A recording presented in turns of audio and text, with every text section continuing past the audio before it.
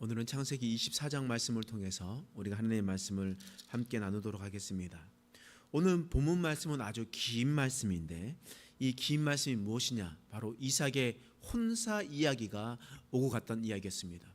사실 한 번으로 족한데 아브라함의 종이 다시 설명하고 또 그런 일들이 일어나니까 반복적으로 이야기가 나오는 겁니다. 그래서 이야기가 길어질 수밖에 없었습니다. 사라가 127세에 하나님의 부름을 받고 그렇게 있었습니다. 사라가 이삭을 낳을 때 나이가 90세였으니까 사라가 죽었을 때 이삭의 나이는 37살이었습니다. 그리고 우리 성경에 보면 이삭이 결혼한 날짜가 바로 결혼한 나이가 40이라고 성경은 기록되어 있습니다. 그러니까 37이 넘어서 40에 가까운 나이로 이삭은 이미 결혼 정년기를 넘긴 노총각이었습니다. 그래서 아브라함은 아들 이삭의 아내를 구하기 위해 자신이 살고 있었던 가나안 땅에서 찾지 않고 자신의 형제들이 있는 곳으로 자신의 종을 보내게 되었습니다. 하란, 밧단 아람이라고 부르는 그곳으로 보내게 되었습니다. 오늘 본문 말씀은 결혼 정년기에 있었던 사람들이 어떤 모습을 가지고 있었느냐, 또한 우리도 이 이삭과 리브가가 어떤 모습과 어떤 행동을 하였는지를 통해서 우리가 도전을 받는 시간 되시길 간절히 소망합니다. 여러분, 결혼할 때 가장 중요한 것이 뭐라고 생각합니까?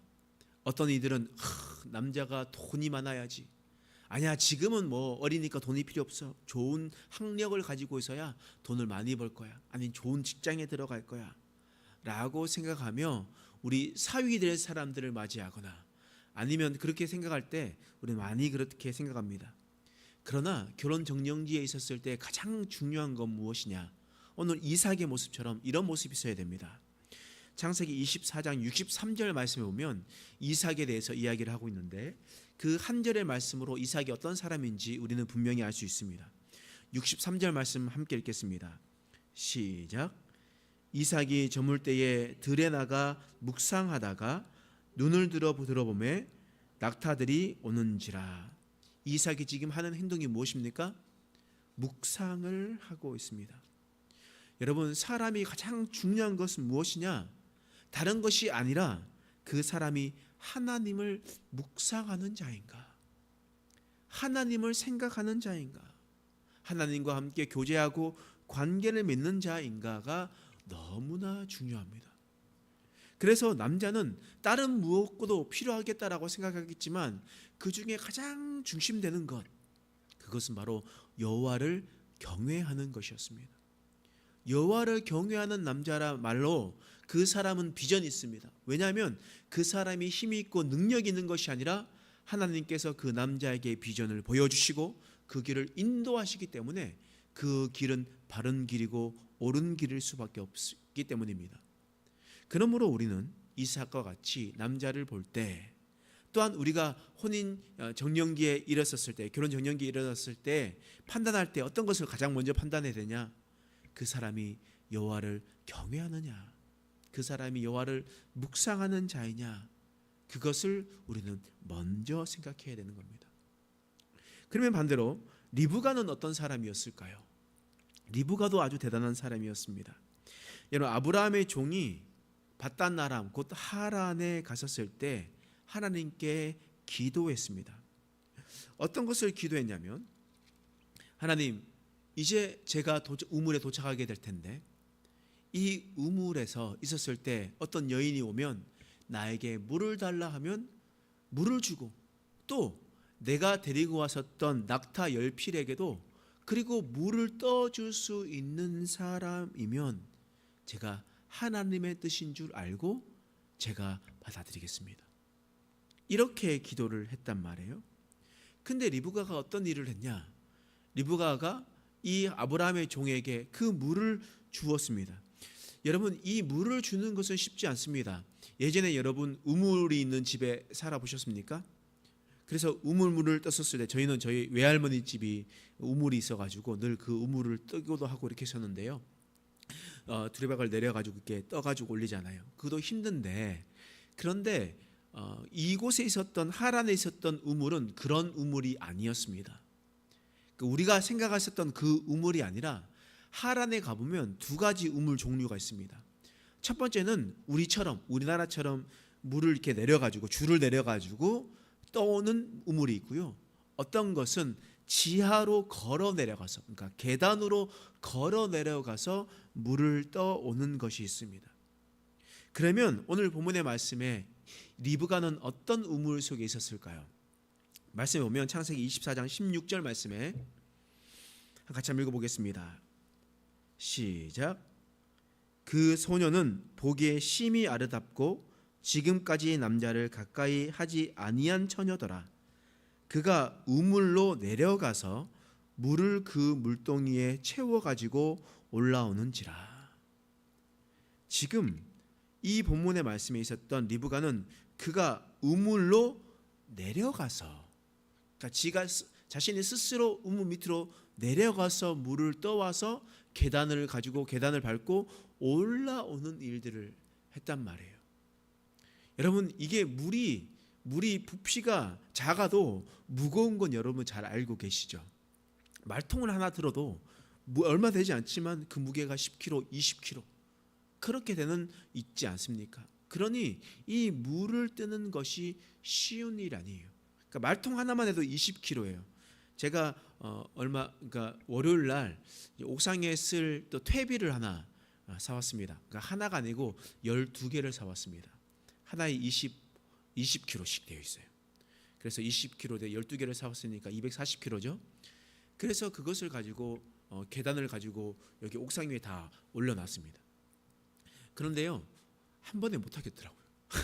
그래서 3번씩, 4번씩 나누어 가지고 3개씩, 4개씩 나누어 가지고 천천히 한번 올라갔다가 좀 쉬었다가 1시간 좀 뒤에 또 다시 올라갔다가 쉬었다가 이렇게 했습니다. 젊은 저도 그렇게 계단 위로 올라가기 힘들어요. 근데 여러분, 지금 이 리브가가 어떻게 했냐? 우물로 내려가서 물을 뜨고 올라오니까 아브라함의 종에게 물을 줬습니다. 그리고 낙타 10필에게 물을 줬어요. 조그만한 개에게, 강아지에게 물을 주는 건 아니고요. 동백이도 물 하나 주면요, 목이 마를 때는 꿀꺽꿀꺽 물 많이 줘야 돼요. 근데 낙타면 얼마나 물을 많이 먹겠습니까?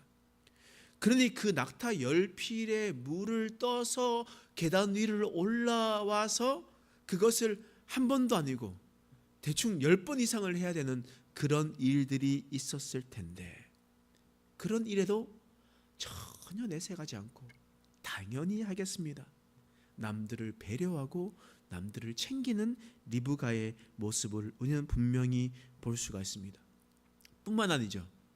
그리고 난 다음에 아브라함의 종을 만났습니다. 그리고 하나님께서 어떻게 기도를 응답하시는지에 대해서 잘 들었습니다. 잘 들었어요. 그리고 난 다음에 그 다음 날 뭐라고 이야기를 하냐? 아브라함의 종이 이제 우리는 떠나겠습니다. 딸 리브가를 데리고 가겠습니다 라고 얘기했습니다. 혼사 이야기가 나온 그 다음 날 떠난다고 하는 거예요. 여러분, 얼마나 슬퍼요. 얼마나 가족과 함께 갑자기 떠나는 것이 얼마나 슬픈 일이겠습니까? 여러분, 너무나 슬픈 일 아니겠습니까? 그런데요, 리브가는 어떻게 반응했냐? 58절 말씀이에요. 읽겠습니다. 시작. 리브가를 불러 그에게 이르되 내가 이 사람과 함께 가려느냐? 그가 대답하되 가겠나이다. 가겠나이다. 억지로 데려가는 것도 아니었고요. 그 혼사가 이야기가 나왔던 그 엘리에셀에게 물을 떠줬었던 그 다음 날, 그리고 다시 가나안 땅으로 출발하는 겁니다. 바로 옆 동네에 가는 것 아니었고요. 수백 킬로를 걸어서 가나안 땅으로 내려와야 되는 그런 상황이었단 말이에요. 그런데 리브가는 가겠다라고 이야기했습니다. 왜 그렇겠습니까? 하나님께서 역사하시고 하나님께서 응답하신 것을 보니 더 이상 자기 생각하지 않고 즉각 반응했다는 겁니다. 가족 입장에서는 너무 섭섭하죠. 또한 당사자도 너무나 섭섭했을 겁니다. 그런데 리브가는 단호하게 결단했습니다.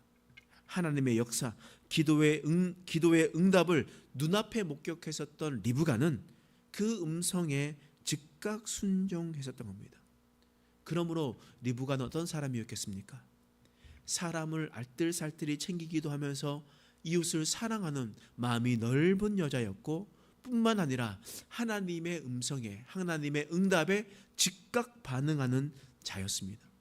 어떤 단순한 감정과 또한 단순한 그런 옛가족의 정에 말미암아 움직이는 사람이 아니라 하나님의 인도하심에 따라 움직이는 삶, 그런 사람이 바로 리브가의 모습이었습니다. 오늘 본문의 말씀을 정리해 보면 이삭은 하나님을 묵상하며 하나님과 교제하는 남자였습니다.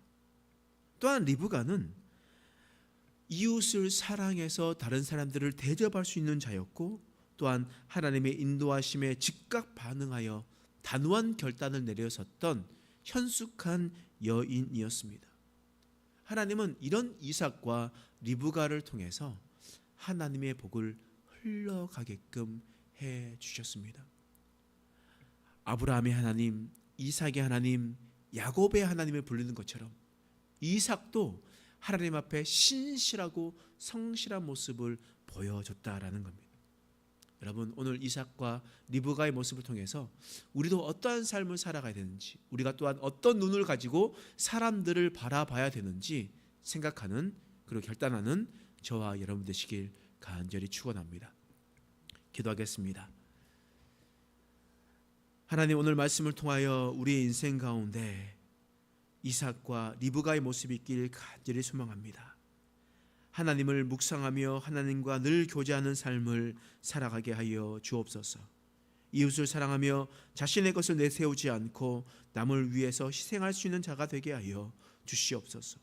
또한 하나님을 사랑하고 하나님의 명령이라면 즉각 순종하며 반응하는 믿음의 결단 내리는 자가 될 수 있도록 하나님 우리를 붙들어 주시옵소서. 감사드리며 예수님의 이름으로 간절히 기도드립니다. 아멘.